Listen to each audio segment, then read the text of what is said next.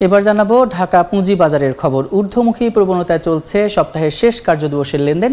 এই মুহূর্তে বাজার পরিস্থিতি জানাতে সরাসরি যাচ্ছি ঢাকা স্টক এক্সচেঞ্জ ডিএসির ওয়েবসাইটে। তো গতদিন আমরা দেখেছিলাম তিনটি সূচকই কিন্তু ঊর্ধ্বমুখী প্রবণতার মধ্যে ছিল এবং আজকেও কিন্তু আমরা দেখতে চাচ্ছি যে তিনটি সূচকই কিন্তু ঊর্ধ্বমুখী প্রবণতায় রয়েছে।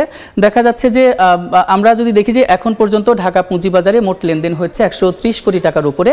আর তার মধ্যে যেসব কোম্পানি লেনদেন করেছে 201টি কোম্পানির শেয়ারের দাম বেড়েছে এবং 90টি কোম্পানির শেয়ারের দাম কমেছে এবং অপরিবর্তিত অবস্থায় রয়েছে 87টি কোম্পানির শেয়ারের দাম। এখন আমরা দেখব যে তারা আসলে আজকে সকাল থেকে ঢাকা স্টক এক্সচেঞ্জের তিনটি সূচক আসলে কি ধরনের গ্রাফের মধ্য দিয়ে গিয়েছে। যদি দেখি যে ঢাকা স্টক এক্সচেঞ্জের প্রধান সূচক ডিএসি এক্স, সেটা দেখছি সকালের দিকে কিন্তু এটি 5190 পয়েন্টের কাছাকাছি ছিল, তারপরে কিন্তু ঊর্ধ্বমুখী প্রবণতার মধ্য দিয়ে গিয়েছিল।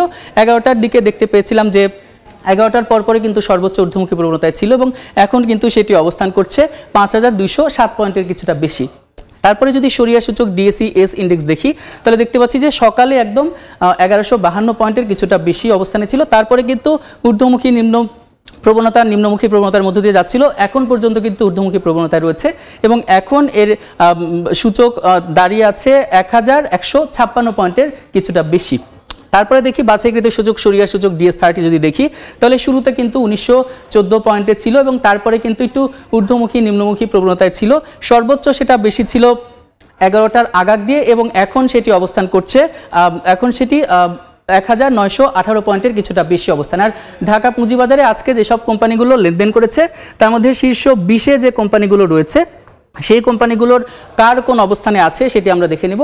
শুরুতেই কিন্তু আছে বাংলাদেশ শিপিং কর্পোরেশন, যার একটি শেয়ার এখন বিক্রি হচ্ছে 90 টাকার, যার একটি শেয়ার সর্বোচ্চ 90 টাকা 80 পয়সা এবং সর্বনিম্ন 86 টাকায় বিক্রি হয়েছিল এবং গতকালকের কার্যদিবস কিন্তু শেষ হয়েছে। এর একটি শেয়ারের দাম তখন ছিল 85 টাকা 70 পয়সায়।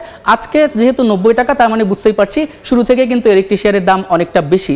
আর এখন পর্যন্ত এই কোম্পানিটি সর্বমোট লেনদেন করেছে 12 কোটি 30 লক্ষ টাকার কাছাকাছি।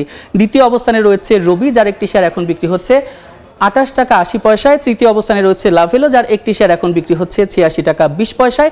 তারপরে রয়েছে MJL বাংলাদেশ লিমিটেড, যার একটি শেয়ার এখন বিক্রি হচ্ছে 99 টাকা 70 পয়সায়। তারপরেই কিন্তু পঞ্চম অবস্থানে রয়েছে একমি লিমিটেড, যার একটি শেয়ার এখন বিক্রি হচ্ছে 13 টাকা 90 পয়সায়। আমরা যদি দ্বিতীয় অবস্থানে থাকা রবির দিকে যাই তাহলে এখন পর্যন্ত এই কোম্পানিটি সর্বমোট লেনদেন করেছে 6 কোটি 78 লক্ষ টাকার মতো।